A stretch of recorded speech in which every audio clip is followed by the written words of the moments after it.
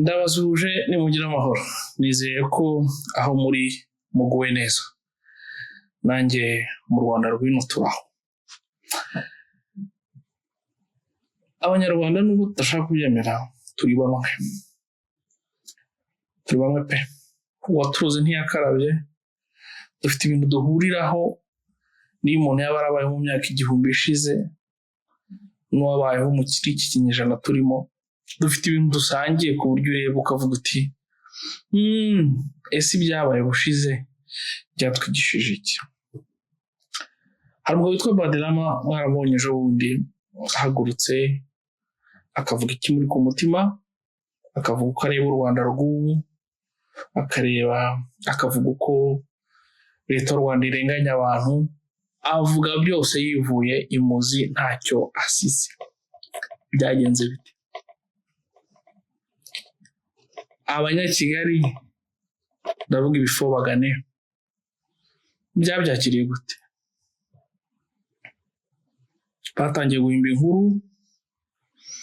inkuru z'uko ari ibigarasha biri ku mutima, kari interamwe ziri ku mutima, bazana ibintu byinshi. Bari umugabo ufite ubwenge, arengeje imyaka 40. Mu myaka 2 ishize ubwo yari mu gitanda kimwe n'inkotanyi nta kibazo yarateje, ariko abandi banyarwanda nabo bavuga ati ariya mafaranga Baderama yazanye mu Rwanda mu muziki ni inkotanyi zayamuhaye kugira aze gutata abantu. Urumva icyo kintu? Hari abanyarwanda batari bwizere Baderama, bakavuga ko amafaranga afite n'ubundi ari ay'inkotanyi zamuhaye kugira aze kujijisha abantu mu muziki. Mpamvu Jipo yapfuye, avuye muri iyo camp, aje muri camp twisanzemo, bari abasigaye nabo batangiye kumushinja nk'atagira ubwenge ngo bamutumye, byatumwe bakavuga n'amazina yabo. Ibintu bigayitse s'il vous plaît.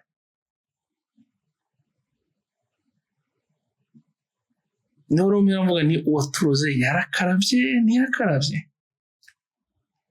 kubera ko wenda bato mukurikiye ibintu vuba, kaduherekera mu byo nasomye nanjye ko sinarindiho cyangwa mu byo numvishe, ariko bishobora kuverisiwa, ntago ari speculations, ntago ari cyangwa ibihuha. Hari umugabo witwa Ruterandongozi, yari umufurere akaba n'umupadiri cyangwa iki cyonse cyari umuntu yihaye Imana, akaba ari umupro runari ukomeye cyane, akaba ari umuntu washyigikiye ku bwami bugumaho mu gihe cya revolution muri 1956 habaye inama nyinshi i New York, aho yagiye ahagarariye runari avuga ko ubwami nta bukwiye kujya ashyigikiye ibintu by'abatutsi n'ibiki bintu nk'ibyo ngibyo by'amoko, ari pro mwami ku buryo buteye ubwoba. Uko byabaye murabizi, Rwanda byarangiye rubaye repubulika, abaharanira ubwami baratsindwa. Muri 1981 cyangwa ubwo mwaka watuwiyore ko nshaka kwibeshyaho ntabwo muzi neza, ariko i Nairobi hari umwambasaderi witwa Ildefonse, ngira ngo benshi hano baramuzi, n'umusaza yaje no kuri no mihanda gatoya. Ruterandongozi yarashogosheye ajya muri ambasade asaba passport kugira abone uko aza mu Rwanda, ariko ubuhunzi aze mu Rwanda kurusura.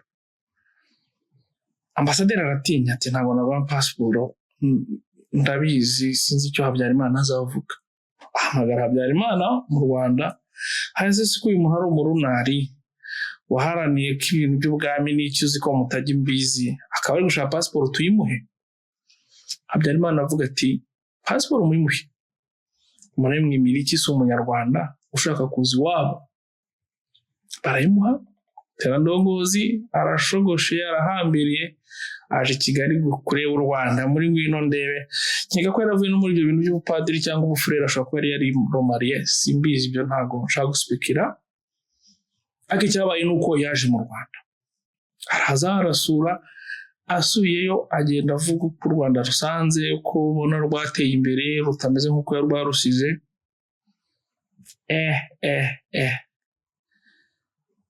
bari bamwishe yacitse ibitero ntaza niba ari 4 bashaka kumwica ngo yayobotse ngo ajye kugambanira ubwoko cyangwa whatever umwami bari bamwishe batura ujya u Rwanda kugira uteo impunzi yagarutse gusanga i Nairobi byabaye intambara ni ibintu biri documente ubwo nimba ari umuntu ushaka kumenya aho yabikura ambwire numva ndi wishake nkabipininga cyangwa nkabibereka ko nzi ko no kuri YouTube ari ahantu biri kandi byivugirwa nabo n'ababibayemo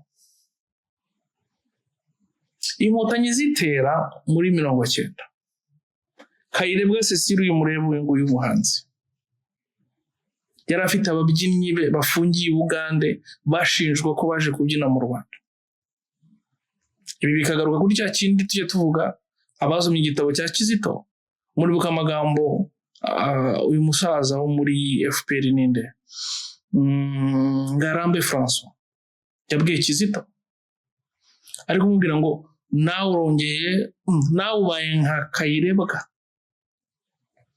Kayirebwa ngo mazareze u Rwanda cyangwa areze inkotanyi ko zakoresheje indirimbo ibintu nk'ibyo ngibyo muri make Kayirebwa yamuzi n'indirimbo y'abango w'Imana haye ubumanzi niki bayavuga ngo ni Habyarimana iyo bashaka kumukanda so ibi mbitanze mu rugero kubera icyo ubano hanze turi umuntu ajya mu Rwanda ukabona bazanye video ze bagatangira cyangwa amafoto yari mu Rwanda ngo agiye kugambana ngari gukorana n'inkotanyi bla bla bla birashoboka ntago mbihakaye ariko murumva ko iyo mantari ntago ari ibyubu ni ibintu byahozeho kuva kera ndavuga ngo inkotanyi zitera ababyinnyi ba Kayirebwa bari baje kumufasha gukora spectacle mu Rwanda bari bafunze nimba nibuka bafungujwe na bukeye muri 92 s'il vous plaît bagifunze bari abantu b'impunzi bavuye Uganda icyo kintu bakubona cyumva mu kubite n'ibyo byavutera ndongoza no tuze no kuri Badirama hubu Badirama taraba uwari ubu hari abantu bari buvuge ngo amafaranga afite n'ayinkotanyi kuko abatabizi cyangwa mbanza maze kubimenya yari yarashoye miliyoni zirenga 150 mu muziki w'u Rwanda hari abantu bari bazi ko ari amafaranga yo kurangaza abantu none ubu yavuye muri icyo gikoroshwa cyo kugenda yuba cyangwa akandagira amabyi nakuba kububa babarire kuko ntiyubaga ariko yahumutse cyangwa yahisemo kuvuga ibiri ku mutima we n'umugabo w'ubwenge ariko abatipa size hariya muri ya inkotanyi batanye kutubwira ukuntu hari abantu bamutumye nkaho wadafite ubwenge nawe na cyakirimo ari ngo ni Claude gitangira kuvuga ukuntu ngo ikigo nizo bamusohoyemo ngo ibintu ndabizi mbihagazeho ibintu nk'ibyo by'ubugori ni yari tuzumva ko umuntu tudahuje imitekerereze cyangwa uko abona ibintu bimugira ikindi kintu kidasanzwe cyangwa ikintu cyo gutabwa cyangwa ikintu cyo gufunga cyangwa ikintu cyo guhakato cyo kunena ibyo bintu ari byo ariko watuze ntiyakarabye cyakora Imana ishimwe ngiye sindi muri bene wanyu njyewe ndi free spirit mbaho ko ngomba kubaho mwabagaho gutyo namwe umuntu akaba afite ubwoba muri umuntu agakorana n'inkotanyi undi akaba afite ubwoba ngo urakorana n'ibigarasha ukaba dushobora gutekereza ko yakitekerereza agafata umwanzuro akavuga ati no kuri iyi ngingo byemagaza tutagiye kure no muri Amerika niko bimeze hari abantu bashyigikiye Trump ko yateye Iran hari n'abandi batamushyigikiye kandi bose n'aba Republika ndetse niyo majisho no kumutora ariko akavuga ati kuri rangiye ngo ntago tubyumva kimwe, tuzakura ryari? Ingeso twari dufite muri 60 n'ubu tuzifite muri 2026.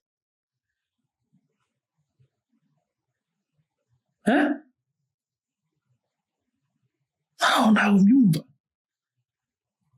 Cyo kumvuga umvuraje ngo yenga impamvu abantu bavuga bino ngo kugira bashaka ibyangombwa. Abantu bavuga benshi dufite ibyangombwa, ngeze n'ikirere cyangombwa kindi nkeneye ntacyo. Aho ndi umunyagihugu, Badra muvuga bira n'umunyamerika, ntagakeneye visa nkuko muri ushaka kumvisha abantu ko yataye ubwenge.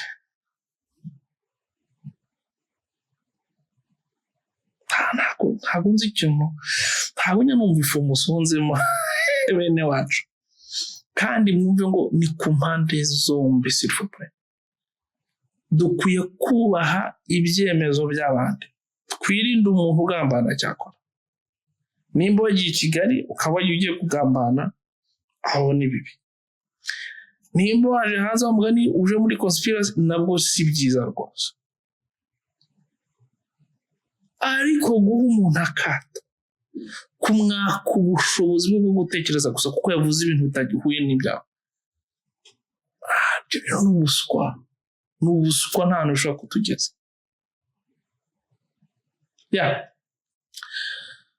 Nashimye Robert Drama, nta muntu n'umwe wigeze anenga ibyo yavuze.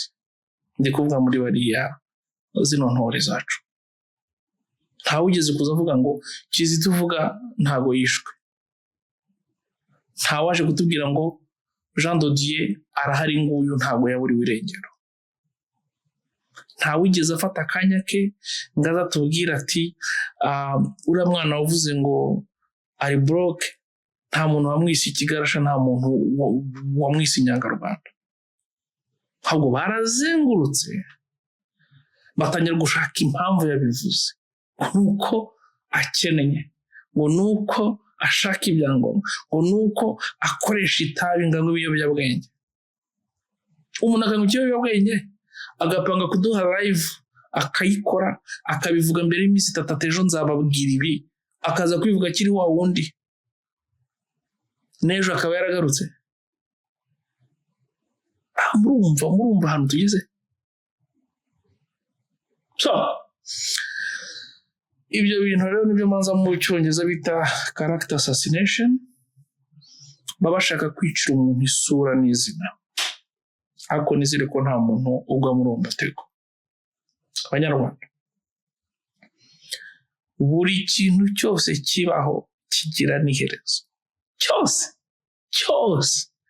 Nimba uzi ko ikintu kiriho kizanarangira,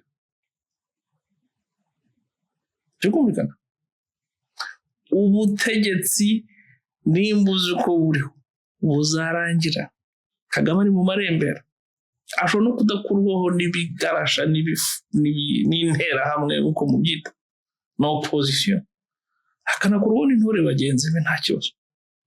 Ariko icyo mugomba kumenya nuko ubutegetsi bwa Kagame buri mu marembera kandi buzarangira, kuko bufite itangiriro bukagira n'iherezo. Abantu nimba basigaye rero bi-exprime uko bumva ibintu, bagatangira gatobora bakavuga, nimwe muri sinye ukwiye gusoma witonze, ukayisoma ushishoje, ukamenya aho uhagarara. Ibi nibyo nkunda kubabwira. Tiparaje yagiye muri Kongo atumariye abana, umutiparaje yafunze insengero, umutiparaje ariba aricara agira ate. Abantu ubwenge basigaye barabushyize mu bifu no kwirwa mu bintu by'amatiku no by'amacakubiri by'ubutiriganya. Amashuri abana bicaye hasi, mituweli irazamuka ntibavuga ko yazamutse, ngo gatangira akazana ibipapuro byo kuza kutubeshyeshya ngo urumva ngo mituweli ngo umuntu agiye kujya ngagiye kujya abona ibi niba atabonaga mbere. Ariko abaduhaga paracetamol turwaye kanseri n'ubundi ntibira buhinduke, niba abandi aho wajyaga kugenda bakaguha twa fasidari cyangwa ibiki bya bintu byo kukwikiza indwara rwatari bakuvuye kwa kutari muri mituweli kuko uri muri mituweli bakaba badashobora kwafodinga bili yawe wajya muri prive ukaba ari wowe n'ubuzima kandi mituweli wayitanze ku gahato ntimunyumve nabi mituweli abantu igira akamaro cyane cyane nk'abantu babyara abantu wenda wagize ati tukaba ukeneye kwivuza bisanzwe n'ibyo ariko nta kindi ibindi nzi ko bigoranye muri make rero ubutegetsi bwose menye ko bugira iherezo n'ubu buri mu marembera muramenye ntimuzabugwe inyuma Padrama komerezaho turagushyigikiye n'abandi muve muri uwo mwobo murimo muze muvuge ibitagenda murakoze murakagira Imana murakagira u Rwanda mwigengaho peace